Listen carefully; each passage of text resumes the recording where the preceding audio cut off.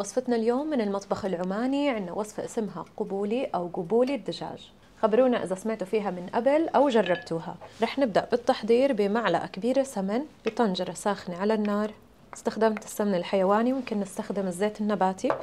بضيف لها ورقتين غار، عود قرفة، 4 حبات هيل، 4 حبات قرنفل أو مسمار، معلقة كبيرة كزبرة حب. بحمصهم دقيقة مع السمن. عندي هون حبتين كبار بصل مقطع على جوانح، رح أضيفه وبقلب البصل لمدة 4 دقايق لحد ما يصير عندي تقريبا شفاف. بعد ما دبل عندي البصل، هلأ صرنا جاهزين لنضيف قطع الدجاج. عندي هون دجاجة وزنها 1200 جرام، قطعتها ل4 قطع، غسلتها كتير منيح وجففتها ورح أضيفها. بقلب شوي ليتغير لون الدجاج. هلا رح أبدأ أتبل الدجاج بنص معلقة صغيرة من الهيل المطحون، الكركم البودرة، رح أستخدم كمان معلقة صغيرة من البهارات المشكلة أو 7 بهارات، معلقة كبيرة ملح، معلقة كبيرة ثوم مهروس، وأخيرا معلقة كبيرة من صلصة البندورة. بقلب هالمكونات كلها مع بعض.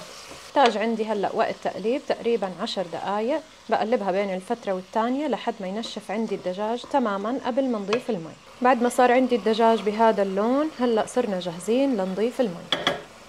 رح أغمره بلتر ونص من المي المغلية. هلأ رح أغطي طنجرتي وأتركها على نار متوسطة مدة نص ساعة حتى يصير عندي الدجاج جاهز. بعد مرور الوقت بنلاحظ هون إنه قطع الدجاج صارت مستوية تماماً. بكل بساطة أنا رح أرفعها. هلأ بالعادة بقلوها قلي، بس ممكن كمان نشويها بالفرن. أنا رح أشويها.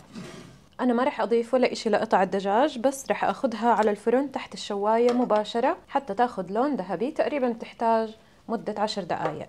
أما بالنسبة للمرق اللي ضلت عندي بالطنجرة، فرح أضيف هون 3 أكواب من الرز البسمتي منقوع لمدة نص ساعة بس ومصفى، وكوبين من الحمص. أنا استخدمت الحمص المعلب، ممكن نضيف الحمص العادي المسلوق.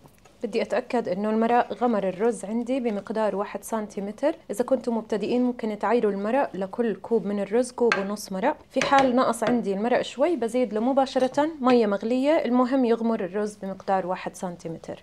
رح أرجع أغطي طنجرتي وأتركها على نار عالية مدة 5 دقايق لحد ما ينزل مستوى المرق. بعدين بنهدي النار لأدنى درجة وبنتركها مدة ربع ساعة حتى يستوي معي الرز تماما. بعد مرور الوقت على الرز، شوفوا ما شاء الله ما أحلى الشكل. قديه الرز نثري ومستوي معي 100%. اللون كتير حلو والريحة ما شاء الله بتجنن. ننتقل مباشرة للتقديم.